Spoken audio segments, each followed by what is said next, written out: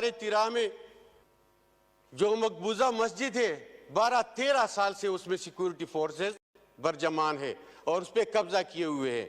वहाँ पे डिशे चलाना, वहाँ पे बूटों के साथ अंदर घुसना, वहाँ पे आम मामलाती ज़िंदगी के जो ज़रूरियात है वो करना, ये वो अल्लाह का घर है। हम पे अजाब नाजिल हो जाएगा। 9 मई बहाना था, तहरीक इंसाफ और इमरान खान निशाना था। इस मुल्क में अगर आईन व कानून की हुक्मरानी चाहते हो तो इस शख्स को रिहा करना होगा। जो 75 साल से होता रहा है इस मुल्क व आवाम के साथ, यही होता रहेगा। सारा पाटा मैदान जंग बना हुआ है। शुक्रिया जनाब डिप्टी स्पीकर साहब। सबसे पहले तो मैं अपने पार्टी का और अल्लाह ताला का और अपने डिस्ट्रिक्ट खैबर के आवाम का मशकूर ममनून हूँ जिसने मुझे दूसरी बार मुंतखब किया। जनाब स्पीकर साहब, बात तकरीरों व तस्वीरों से नहीं बनती।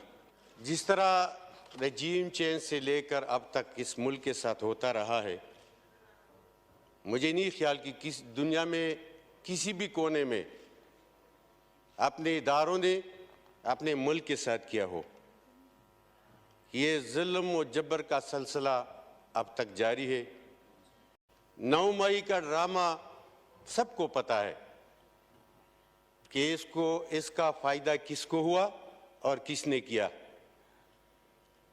9 मई बहाना था, तहरीक इंसाफ और इमरान खान निशाना था, ये सब जानते हैं।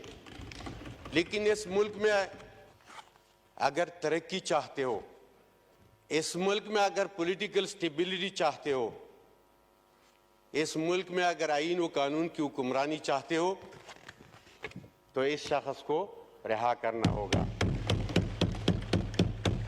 बसूरत ही दिगर जो 75 साल से होता रहा है इस मुल्क व आवाम के साथ, यही होता रहेगा। 8 फरवरी को आवाम ने जुर्रत का मुजाहिरा किया। बेट का निशान लेकर कभी शावर, कभी बैंगन, कभी टमाटर, कभी गटार के पीछे लोग भागते रहे और 25 करोड़ आवाम ने इमरान खान को मैंडेट दिया। मैंडेट चोरों ने जिस तरह आवाम की मैंडेट की तौहीन की है, ये अगले इलेक्शन में भी इसका रिजल्ट आपको मिलेगा। मैं अब अपने हल्के की बात करूंगा। स्टेट की जिम्मेदारी है, वहां पे HTC तलबा एहतजाज पे बैठे हैं। मैं जिस हल्के का MNA हूं, बदकिस्मती से सारा पाटा मैदान जंग बना हुआ है। वहां पे खासादार फोर्स जिसकी कुर्बानियां हैं, 70 साल से वहां पे उन्होंने इस मुल्क के लिए अपना खून बहाया है, वो एहतजाज पे बैठे हैं। ना ख्वाजा आसिफ ने पूछा है कि वहां पे इतने दिनों से जब एहतजाज हो रहा है, उसकी जिम्मेदारी बनती है कि उसका मसला हल करे। उनकी जायज मुतालिबात है। और स्पीकर साहब, आपसे भी हमारा गिल्ला है कि ना तो मैंने आपको रूलिंग देते हुए सुना है, न कोई पॉइंट नोट करते हुए सुना है। यहां पे तकरीरों की पर फायदा किया है, न कोई जिम्मेदार इधर बैठा है। तो मैं गुजारिश करूंगा कि या तो इजलास को खत्म करके उन जिम्मेदारों को यहां पे बुलाए, ताकि अगर हम स्पीच करें कोई तो नोट करे, फिर वो जिम्मेदार जो बैठा है फिर वो एक्शन भी ले, ताकि आवाम को कोई फायदा मिले। जनाब डिप्टी स्पीकर साहब, मेरे हल्के में तुरखम बॉर्डर भी आता है और वहां पे जो मसले हैं वो बहुत संगीन है।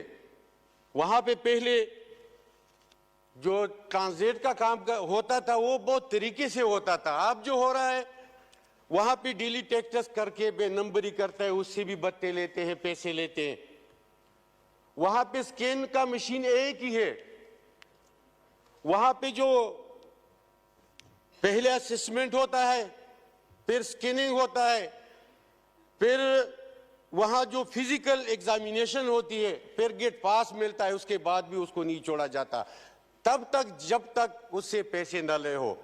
लिहाजा मैं गुजारिश करूंगा कि वो लोग जो बाहर से सामान लाते हैं, या तो वो मौसम चेंज की वजह से वो जाया हो जाते हैं, या वहां पे महीने महीने खड़ा होके वो जाया हो जाते हैं, और रास्ते में 10-10 किलोमीटर ट्रैफिक जाम होती है।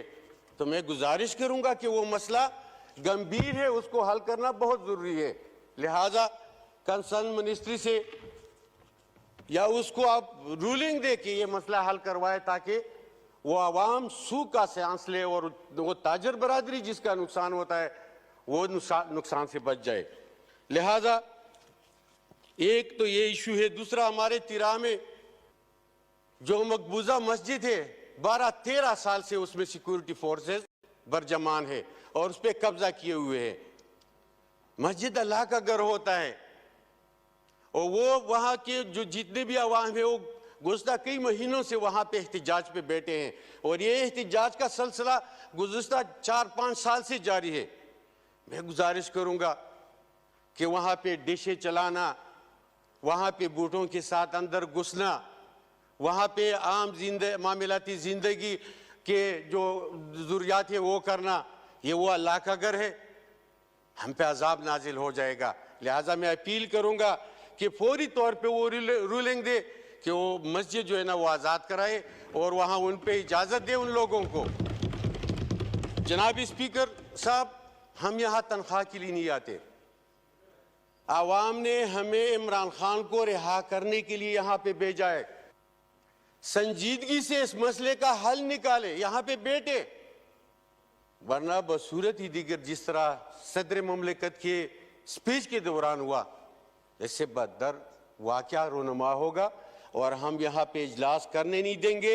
हम इमरान खान की रिहाई तक हर हद तक जाएंगे और ये तब तक जारी रहेगा जब तक इमरान रिहा नहीं होगा। बहुत बहुत शुक्रिया। शुक्रिया। इश्तियाक बेग साहब।